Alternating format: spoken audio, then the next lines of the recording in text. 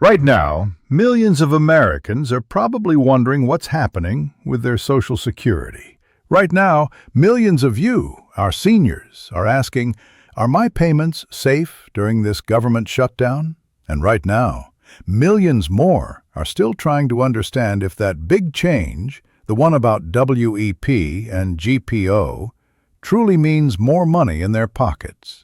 Hello everyone, I'm John from Seniors Benefits Updates YouTube channel, and today we're cutting through all the noise, the rumors, and the confusing headlines to bring you the absolute latest, factual, and most importantly, understandable information about your Social Security, your SSI, and your SSDI payments. We're talking November 2025, and what you need to know right now. No fluff, just the facts that directly impact your financial well-being. Let's start with the question that's probably on everyone's mind, the one that makes headlines scream and neighbors whisper. Right now, millions of Americans are watching the news about a government shutdown and thinking, is my Social Security going to be delayed? Let's address this head-on, because it's a critical piece of information for your peace of mind. As of November 2025, the federal government is in a shutdown. We've seen these before, and they always cause a ripple of concern, especially for those who rely on their monthly benefits. But here is the absolute, undeniable fact, and I want you to hear this loud and clear. Your Social Security and SSI payments are not affected by this government shutdown. I repeat, your Social Security and SSI payments will continue to be sent on time as scheduled. Why? Because Social Security, including SSI and SSDI, is funded by dedicated trust funds. It's considered mandatory spending. It's not part of the annual appropriations bill that Congress squabbles over. Think of it like this. Your benefits are paid from a separate pot of money that isn't tied up in the political back and forth of the shutdown. So for November, and for as long as this shutdown continues, your checks are coming. Breathe easy on that front. Now, while payments are secure, there's a nuance here for those of you who might need other services from the Social Security Administration. During a shutdown, some non-essential services can be delayed.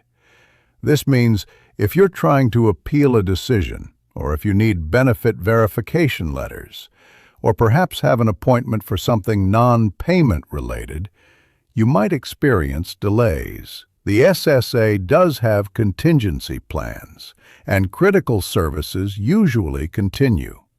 But it's always wise to anticipate some slowdowns for anything beyond your direct benefit payment. So, main takeaway number one, your money is safe. Your payments are on schedule. Let's move on to something that's going to bring a smile to many of your faces.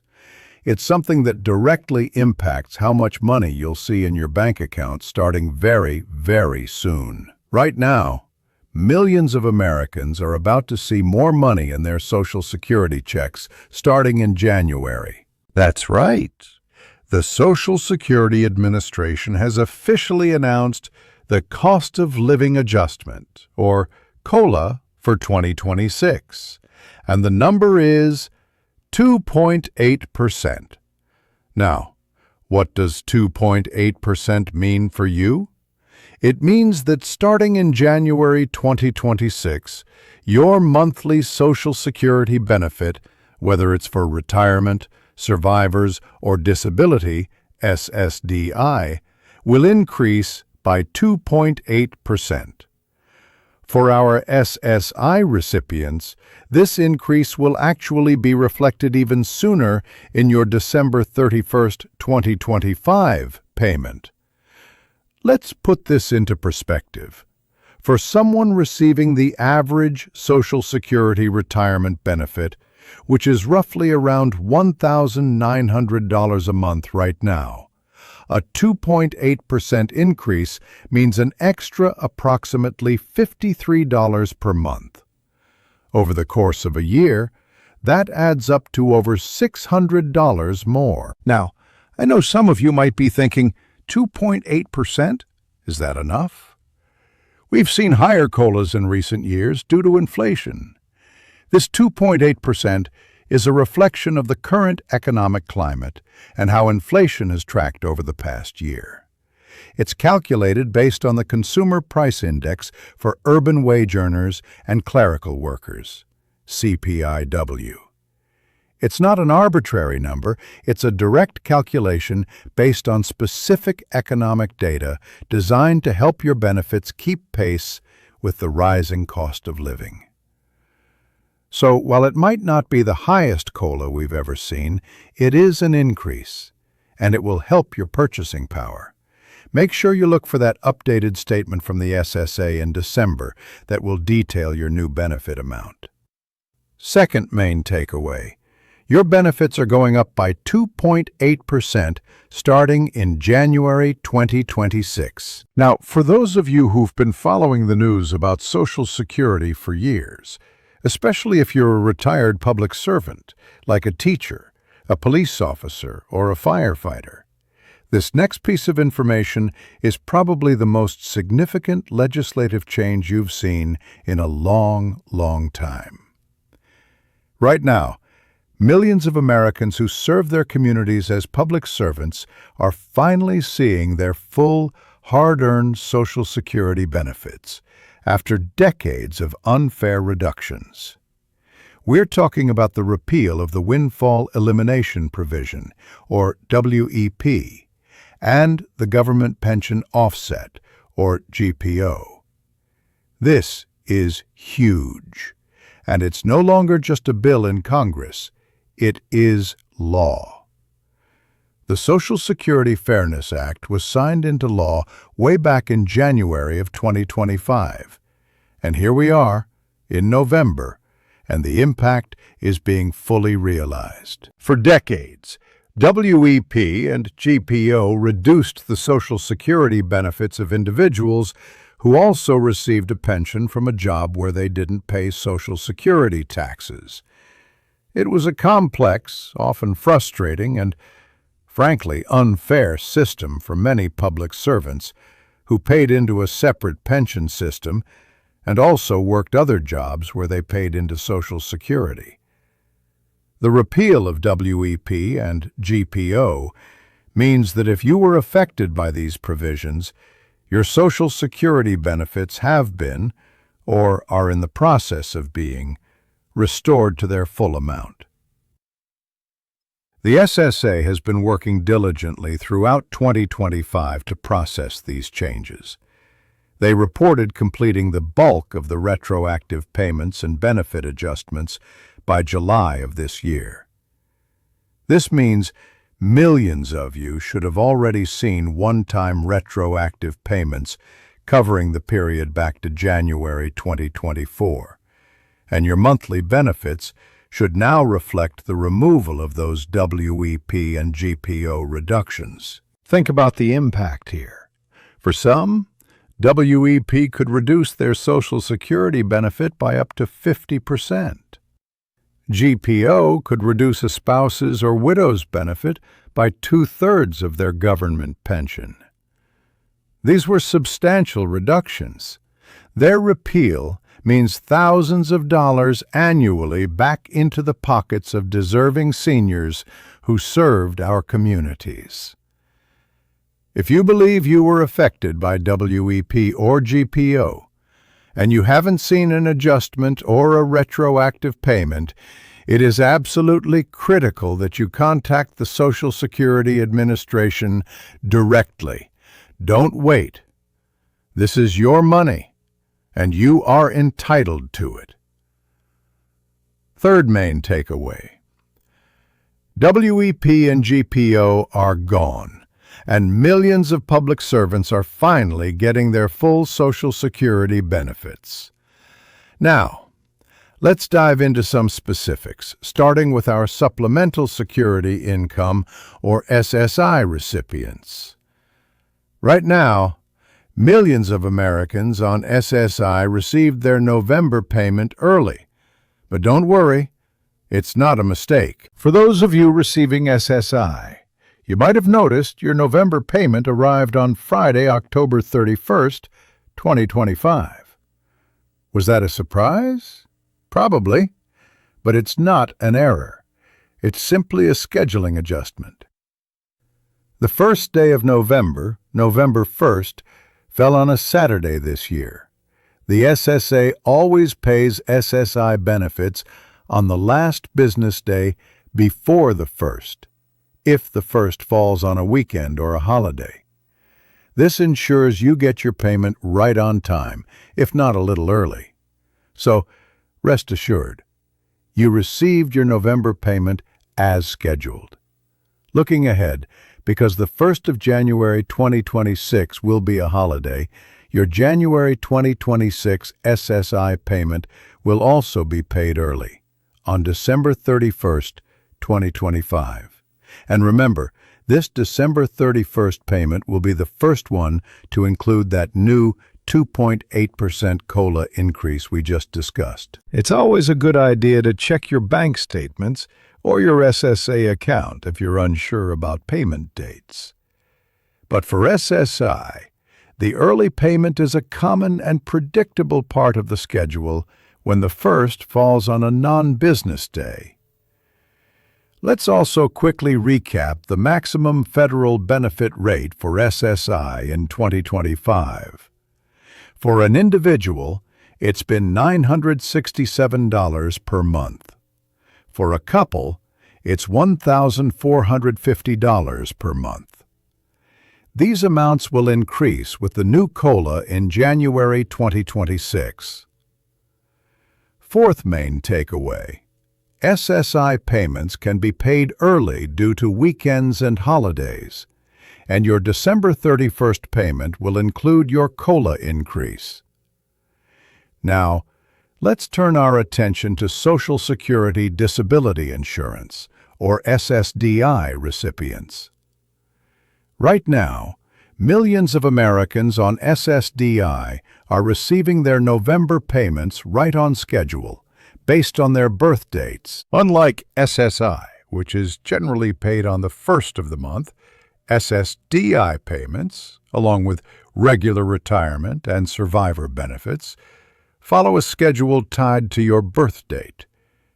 This helps spread out the payments throughout the month. For November 2025, here's how the schedule looks. If your birth date falls between the 1st and the 10th of the month, your payment was issued on Wednesday, November 12th. If your birth date falls between the 11th and the 20th of the month, your payment was issued on Wednesday, November 19th. And if your birth date falls between the 21st and the 31st of the month, your payment was issued on Wednesday, November 26th. For those of you who started receiving benefits before May 1997, your payment actually went out earlier in the month, on Monday, November 3rd. So, if you're on SSDI and haven't seen your payment yet, check your birth date and the corresponding payment schedule. If you've missed your scheduled date and your payment isn't there, then it's time to contact the SSA. Now, for those applying for SSDI, or those who might be considering it, there's some chatter, some whispers, about potential changes that could make it harder to qualify. Right now, millions of Americans applying for SSDI might face tougher eligibility rules if some proposed changes ever go through. I want to be very clear here. These are proposed changes, not enacted policy. We're hearing reports, largely from internal discussions and budget proposals, about potential regulatory changes that could impact disability determinations. What are these reports suggesting? One idea being floated is raising the age at which age becomes a significant factor in a claim. Currently, for individuals aged 50 and older, age can play a more favorable role in determining if they can adjust to other work. The proposals hint at potentially raising this threshold, perhaps to age 60. Another area of discussion involves the grid rules. These are specific medical vocational guidelines used to determine if a claimant can adapt to other work, especially for older individuals with limited education and transferable skills. Changing these rules could make it more challenging for some to be approved for benefits. Now, why am I telling you about proposals that aren't even enacted? Because it's crucial to be aware of what's being discussed behind the scenes. These are not guarantees, they are not official policy, and they would likely face significant public comment periods and potential legal challenges before ever becoming law. But for anyone considering applying for SSDI, staying informed about these discussions is important. On a more positive note for SSDI applicants, the SSA has been expanding its Compassionate Allowances program. In August 2025, they added 13 new conditions to this list. What does that mean? It means if you have one of these specific, severe medical conditions like certain aggressive cancers, rare genetic disorders, or severe neurological conditions, your disability claim can be expedited and approved much faster. This program is designed to get benefits to those with the most severe impairments quickly, recognizing their urgent needs. Fifth main takeaway: SSDI payments are on schedule based on birth dates, and while eligibility changes are being discussed, they are not yet enacted. Compassionate allowances are expanding for quicker approvals. Finally, let's talk about some general news from the Social Security Administration that impacts all of us, especially those planning for retirement. Right now, millions of Americans are still navigating the realities of a rising full retirement age. This isn't new news, but it's a constant reality that many seniors are still grappling with. The full retirement age, or FRA, is the age at which you can receive 100% of your Social Security benefits. This age has been gradually increasing for years. For anyone born in 1960 or later, your full retirement age is now 67. What does this mean for you? It means that if you choose to claim your Social Security benefits before age 67, your monthly benefit will be permanently reduced. Conversely, if you wait past your full retirement age, up to age 70, you can earn delayed retirement credits, which will increase your monthly benefit. Understanding your full retirement age is critical for retirement planning. Claiming at 62 might seem appealing for immediate income, but it comes with a significant and permanent reduction. For someone with an FRA of 67, claiming at 62 means about a 30% reduction in your monthly benefit. That's a substantial difference over the course of your retirement. So, if you're nearing retirement, take the time to look up your specific full retirement age and consider your claiming strategies. The SSA's website has excellent tools to help you model different scenarios. And just to reiterate the other major general news, the Social Security Fairness Act, which repealed WEP and GPO, is still the biggest positive legislative change. The SSA has put significant effort into implementing this. They've gone through millions of records to identify affected individuals, recalculate benefits, and issue those retroactive payments. This was a monumental task, and the reports indicate it's largely complete. So, for any of you who heard about WEP and GPO repeal and thought, is that really going to happen? Will I actually see the money? The answer, as of November 2025, is a resounding yes. Sixth main takeaway: full retirement age is 67 for those born in 1960 or later, and the WEP-GPO repeal has been fully implemented, putting more money into the pockets of public servants. Let's take a moment and summarize the most important takeaways from today. The things you absolutely need to remember. Government shutdown. Your Social Security, SSI, and SSDI payments are safe and on schedule. Do not worry about delays due to the shutdown. 2026 COLA. Get ready for a 2.8% increase in your benefits starting January 2026 or December 31st, 2025 for SSI. WEP and GPO repeal. This is done.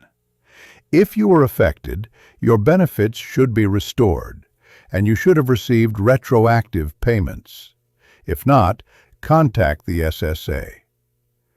SSI payments. November payments were early, October 31st, because November 1st was a Saturday. Your December 31st payment will include the new COLA. SSDI payments. Still following the birth date schedule for November. Watch out for discussions on potential eligibility rule changes, but remember, they are proposals right now. Full retirement age. It's 67 for those born in 1960 or later. Plan your claiming strategy carefully. The landscape of Social Security is always shifting, always evolving. My goal here is to be your reliable source, to give you the clear, factual information you need, without any of the sensationalism or confusion. Your financial security in retirement is paramount, and understanding these benefits is a huge part of that. Do you feel more secure about your benefits now that you have these facts? Are there any specific parts of this information that you found most surprising or most helpful? Let me know in the comments below.